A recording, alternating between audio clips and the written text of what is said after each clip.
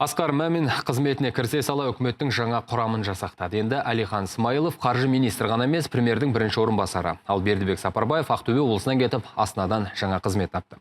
Білім және ғылым министрі де ауысқан. Үкіметтегі осы және өзге де өзгерістерді толығырақ баяндап беру үшін астаналық тілшіміз Ербол Тұрымбет тікелей байланысқа шығып тұр. Қайырлы кеш, Ербол. Сонымен қай министр қайда кетті?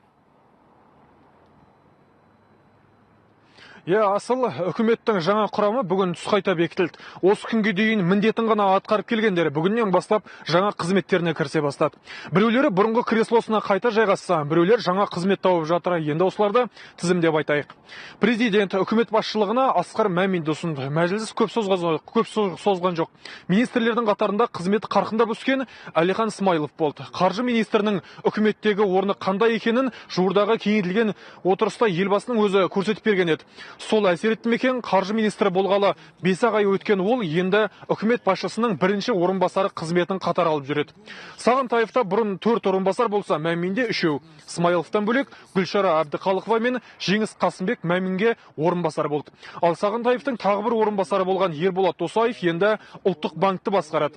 Еліміздің бас қаржы ұйымын экономиканың негізгі донорына айналдыру керек. Досаевтың негізгі шаруасы осы болмақ.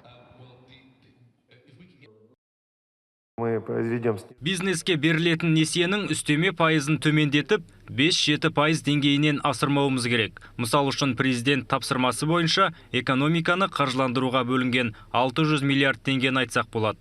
Бұл мәселелерді үкіметпен бірлесіп шешеміз. Ендеше президент тапсырмасымен құрылған көпбалалы отбасыларға қолдауды күшейту жөніндегі жұмыс тобы да осы Гүлшара Әбдіқалықованың мойнында деген сөз.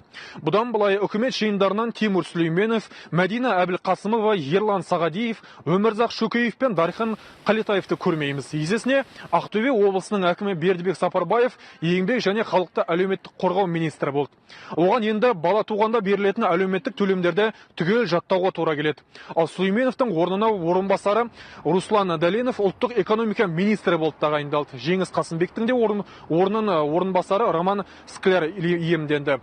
Индустрия және инфрақұрылымдық даму вице-министрі өткен аптада тура үкімет отставкаға кетер күні Асқар Маминнен шенеуніктердің көңілін отандық көліктерге аудара алмаған үшін сөз естіген болатын. Бағы бар екен. Ал Назарбаев зияткерлік мектептерінің басқарма төрайымы Күләш Шамшидинова енді білім және ғылым министрі. Осыған дейін осы министрлікте 2 рет орынбасар болып үлгерген ол ақыры министрдің креслосына да жетті. Бүгінге дейін мәжіліс депутаты болып келген Сапархан Омаров ауыл шаруашылығы министрі болды. Бұрында 1 рет осы жерде министрдің орынбасары болып кеткен. Тағайындаулардан бөлек елімізде жаңа министрлік пайда болды.